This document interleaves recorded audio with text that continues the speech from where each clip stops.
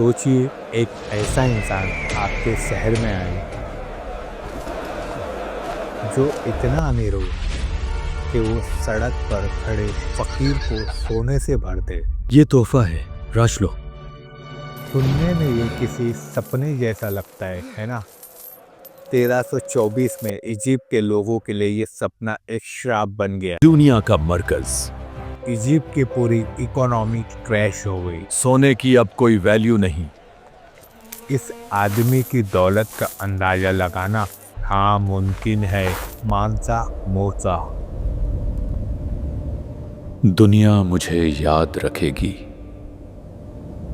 उस एक आदमी के गुजरने से वहाँ महंगाई इतनी बढ़ गई कि अगले 12 साल तक देश की हालत सुधर नहीं पाई।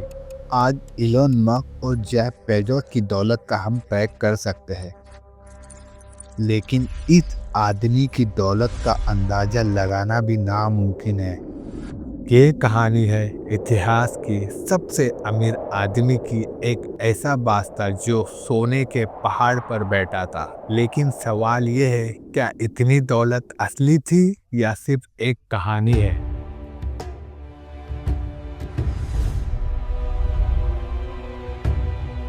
कहानी शुरू होती है वेस्ट अफ्रीका के माली एम्पायर से, लेकिन मानसा मूसा शुरू से बादशाह नहीं थे। वो बादशाह बने एक भयानक रहस्य की वजह से। उनसे पहले जो बादशाह थे, मानशाह अबू बकर, उन्हें एक जुनून था। वो जानना चाहते थे कि अटलांटिक ओशन का किनारा कहाँ खत्म होता है। लोगों का मानना था कि समुंदर के आगे दुनिया खत्म हो जाती है, लेकिन अबू बकर ने नहीं माना। हम वहां जा रहे हैं जहां कोई नहीं गया। उन्होंने 2000 जहाजों का एक विशाल बड़ा फ्लीट तैयार किया और अपने सबसे भरोसेमंद आदमी मूसा को राजपुष्प सौंप कर समुंदर के सफर पर निकल। आगे सिर्फ समुंदर है और मैं। दिन बीते, महीने बीते और फिर साल बीते। वो अब कभी वापस नहीं आएंगे।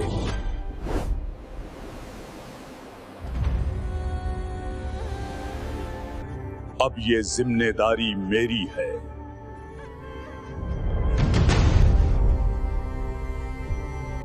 अबू बकर कभी वापस नहीं लौटे। कोई नहीं जानता वो कहाँ गए, डूब गए या किसी नई दुनिया में पहुंच गए। और इसी तरह एक इंसिडेंट की वजह से मूसा कायदा बन गए मानसा मूसा। मैं मानसा मूसा हूँ।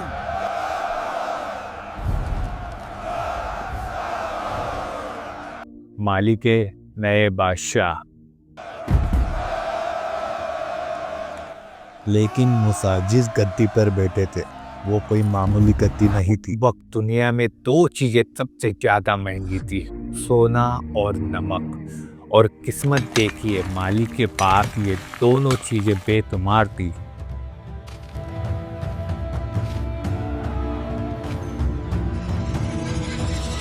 जब यूरोप डार्क एजेस में जी रहा था, भूख और बीमारी के लड़ रहा था, तब माली एम्पायर दुनिया का आधे से ज़्यादा ओल्ड वर्ल्ड गोल्ड प्रोड्यूस कर रहा था। हर वो सोने का टुकड़ा जमीन से निकलता था, उस पर सीधा अब मानसा मूसा का था। देखो, ये चमक रहा है। आज के एक्सपर्ट कहते हैं कि मूसा की दौलत 400 बिलियन से ज़्यादा थी। लेकिन सच तो यह है कि जब आपके पास दुनिया का आधा सोना हो तो नंबर का कोई मतलब नहीं रह जाता। आपकी दौलत इन्फिनिटी हो जाती है। लेकिन दुनिया को अभी तक इसका पता नहीं था। दुनिया को मानसा मूसा की ताकत का एहसास तब हुआ जब उन्होंने फैसला किया एक सफ़र पे जाने का। हम हज पे चलेंगे। साल 1324 में मानसा मूसा ने हज पर जाने का फैसला किया। मक्का का रास्ता हजारों मील दूर था, रेत और दुश्मन से भरा हुआ। लेकिन मानसा मूसा अकेले नहीं गए। उन्होंने एक कारवां तैयार किया जो इंसानी आंखों ने पहले कभी नहीं देखा था। रुकिए और इमेजिन कीजिए, 60,000 लोग, एक चलता फिरता शहर, इसमें 12,000 तो सिर्फ गुलाम थे। चलो, इतिहास बनने जा रहा है। लेकिन ये फटे पुराने कपड़े में नहीं थे। हर एक गुलाम ने पर्शियन शिल्क पहना था। और ध्यान से सुनिए, हर एक के हाथ में 4 पाउंड सोने की बनी हुई एक छड़ी थी। ये बहुत भरी है। ऊँट, और हर ऊँट पे 300 पाउंड सोना लड़ा हुआ था। ये सिर्फ एक यात्रा नहीं थी, ये एक स्टेटमेंट था। मानसा मूसा दुनिया को दिखाना चाहता था कि मालिक क्या चीज है। काल सुबह हमें जल्दी निकलना है। हम सब मिलकर यह सफर पूरा करेंगे। जब ये कारवां इजिप्ट के कायरो शहर में पहुंचा, ये है कायरो, दुनिया का मरकज। ये कौन हस्ती है? ये मानसा मूसा है। तो वहाँ का सुल्तानी घबरा गया। इतनी शानो शौकत तो उन्होंने अपनी जिंदगी में कभी नहीं देखी थी। काल सुबह जल्दी निकलना है। जब मानसा मूसा कायरो इजिप्ट पहुंचे तो वहाँ के सुल्तान से मिलने गए। वहाँ रिवाज था कि सुल्तान के सामने सुल्तान के सामने सर झुकाओ। मानसा मूसा ने झुकने से मना कर दिया। अल्लाह के आगे झुकता हूँ, किसी इंसान के लिए नहीं। मैं सिर्फ अल्लाह के लिए झुकता हूँ। दुनिया के सबसे अमीर आदमी होने के बावजूद उन्होंने दिखा दिया कि इज्जत और बादशाही सिर्फ अल्लाह की है। मूसा ने यहाँ दिल डाली। ये तोहफा है। जिस रास्ते से गुजरते थे वहाँ गरीबों की ये कोई तोहफा भर है। देते थे सोने थे। रश लो। कौन है ये बच्चा? दुकानदारों से जो भी चीज खरीदते थे उसके बदले 10 गुना ज्यादा दाम देते थे। ये सब मनसा मूसा के आने की वजह से हो रहा है। ये अब 10 गुना बढ़ चुका है।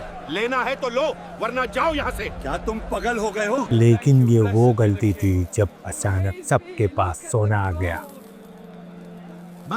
तो सोने की वैल्यू गिर गई। बाजार में चीजों की दाम आसमान छूने लगी। एक सिंपल ब्रेड खरीदने के लिए भी लोगों को बोरियां भर के सोना देना पड़ता था। सोना ले लो, नमक दे दो। कि जेनोरॉक्सी ने कायरो की इकोनॉमी की कमर तोड़ दी। कहा जाता है कि वापस लौटते वक्त मानसा मूसा को अपनी गलती का एहसास हुआ। मैंने क्या गलती कर दी?